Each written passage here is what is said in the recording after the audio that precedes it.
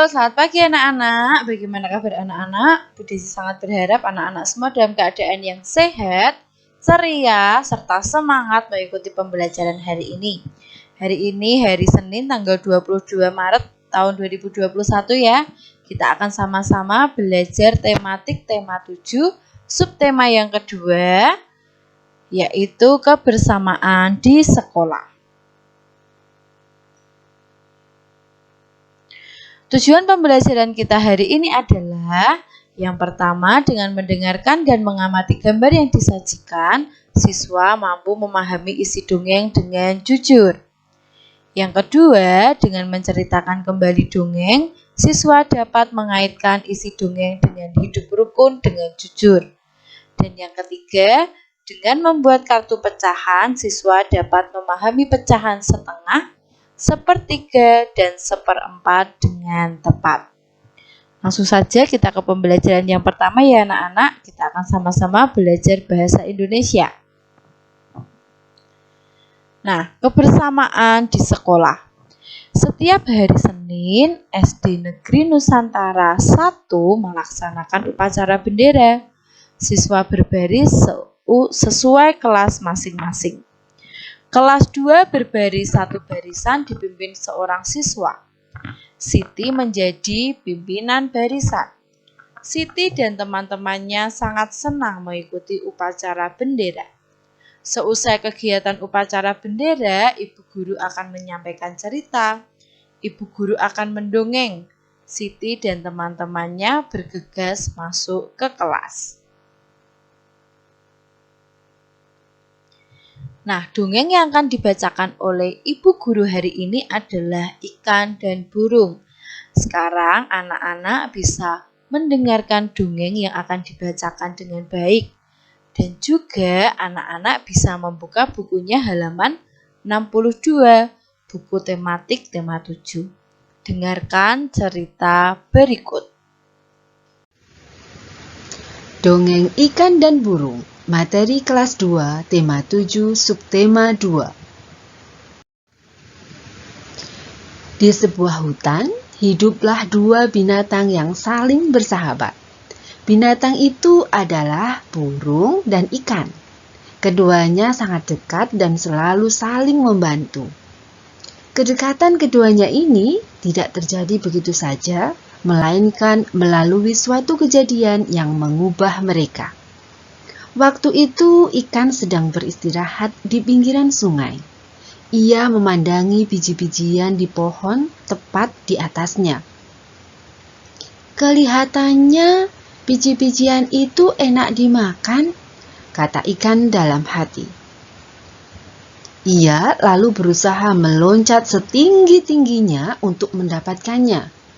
Berkali-kali ia meloncat, namun tidak berhasil mencapai biji-bijian itu. Ia hanya bisa memandangi biji-bijian itu. Saat memandangi biji-bijian itu, perhatiannya teralihkan oleh seekor burung yang berterbangan ke sana kemari. Tuhan, kenapa Engkau tidak memberiku sayap untuk terbang, agar aku bisa meraih biji-bijian itu? Kata si ikan dalam hati. Kita tinggalkan si ikan dan beralih ke burung. Setelah berterbangan, burung lalu hinggap di salah satu dahan pohon di pinggir sungai untuk beristirahat. Saat itu ia melihat ke air. Di dasar air itu, ia melihat banyak sekali cacing berkeliatan. Kelihatannya cacing-cacing itu enak dimakan, kata burung dalam hati.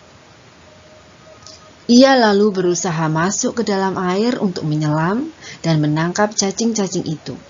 Namun, ia tidak berhasil karena ia tidak bisa berenang. Ia hanya bisa memandangi cacing itu dari atas pohon. Saat sedang memandangi cacing-cacing di dalam air, perhatiannya teralihkan pada ikan yang sedang berenang di dalam air.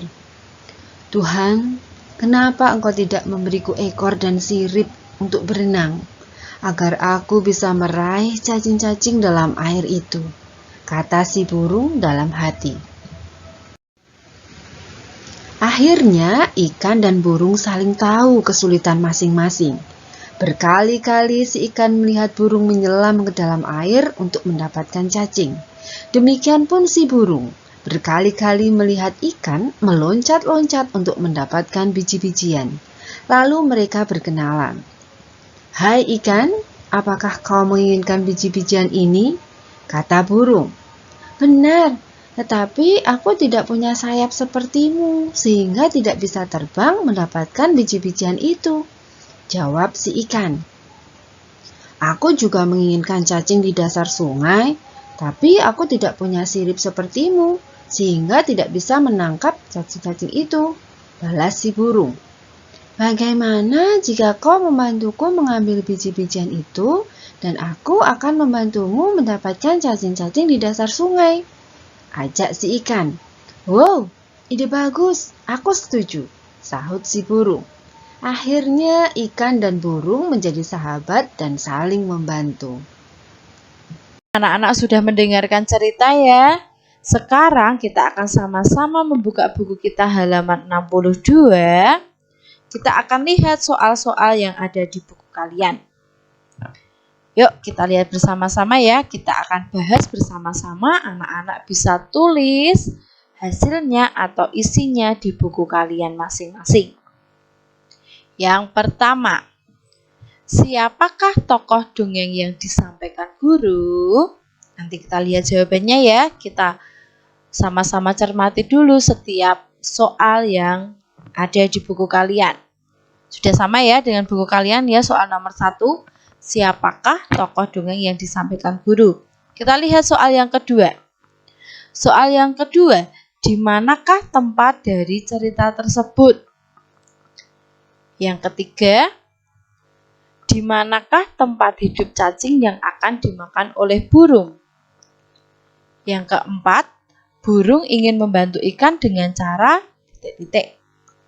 Yang kelima, ikan ingin membantu burung dengan cara ... Dan soal yang keenam, setelah ikan dan burung berkenalan, maka mereka ... Kira-kira apa ya jawabannya? Yuk kita simak bersama-sama. Yang nomor 1, siapakah tokoh dongeng yang disampaikan guru? Tentunya tokoh dongengnya tadi siapa? Ikan dan burung, judulnya saja ikan dan burung ya. Kita bisa tambahkan satu lagi dengan cacing, tapi cacing tadi tidak begitu diceritakan ya. Jadi kita tulis tokohnya yaitu ikan dan burung. Yang kedua, di manakah tempat dari cerita tersebut? Di mana ya tempatnya? Iya, tadi ada kata-kata ya, ada cerita yang mengatakan ketika itu ikan sedang beristirahat di pinggiran sungai. Nah, berarti di mana letaknya? Di pinggiran sungai. Tempat itu letaknya, cerita itu di mana? Nah, yang ketiga, di manakah tempat hidup cacing yang akan dimakan oleh burung? Kira-kira di mana ya tempat hidup cacingnya? Oke, betul, di dasar sungai. Yang keempat, burung ingin membantu ikan dengan cara ... Coba tadi diingat-ingat ya anak-anak. Burung itu ingin membantu ikan dengan cara bagaimana ya mengambil makanannya? Oke, karena burung itu bisa terbang, maka dia membantu ikan mengambilkan biji-bijian yang ada di pohon. Nah, yang kelima, ikan ingin membantu burung dengan cara apa? Nah, tadi kan burung ingin mengambil cacing yang ada di dasar sungai ya. Nah, lalu dia nggak bisa, renang pun tidak bisa, bulunya bisa-bisa basah ya. Nah, ikan ingin membantu dengan cara apa? Karena ikan bisa berenang, jadi ya dia mengambilkan cacing-cacing yang ada di dasar sungai untuk diberikan kepada burung. Dan terakhir yang soal nomor 6, setelah ikan dan burung berkenalan, maka mereka ngapain? Iya, betul. Mereka menjadi sahabat dan saling membantu. Mudah ya anak-anak? Coba sekarang dicocokkan dulu dengan pekerjaan anak-anak tadi. Sudah sama atau belum? Ada yang salah atau sudah betul semua? Bu Desi percaya anak-anak bisa mengerjakan ini dengan betul, karena anak-anak tadi mau mendengarkan cerita dengan sungguh-sungguh. Sekarang ditulis dulu di buku kalian masing-masing ya. Oke, sudah? Yuk, jika sudah, kita lanjut ke pembelajaran berikutnya. Nah, di pembelajaran yang kedua ini kita akan sama-sama membuat kartu pecahan. Nah, kita akan belajar matematika ya anak-anak, membuat kartu pecahan. Yuk kita lihat bersama-sama.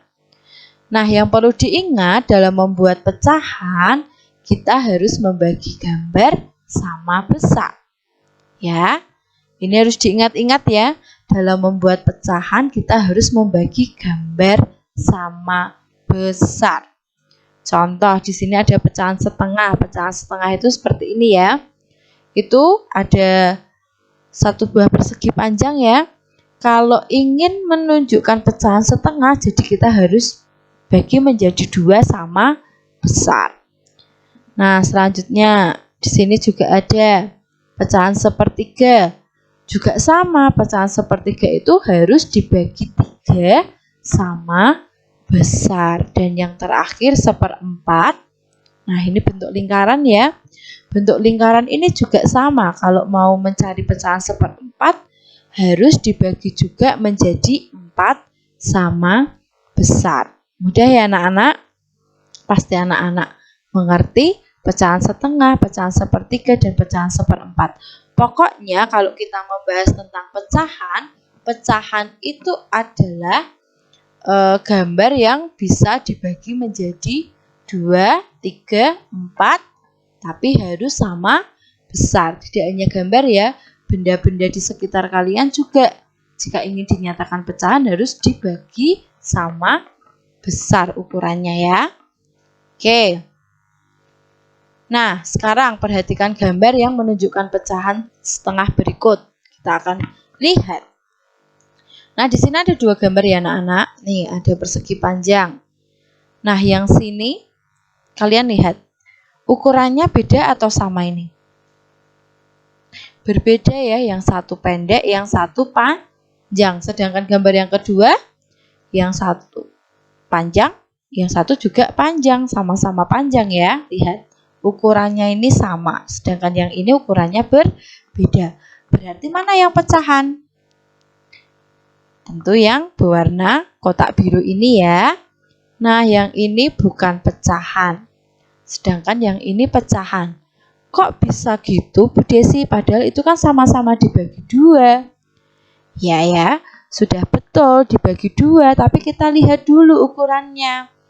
Nah, jika itu bukan pecahan, karena dibaginya tidak sama besar. Kalau tidak sama besar itu bukan pecahan. Sedangkan yang dikatakan pecahan itu karena ukurannya, bentuknya itu sama besar. Makanya itu disebut pecahan. Sampai sini mengerti? Ya, pasti anak-anak mengerti ya. Nah, hari ini kita belajar itu dulu anak-anak.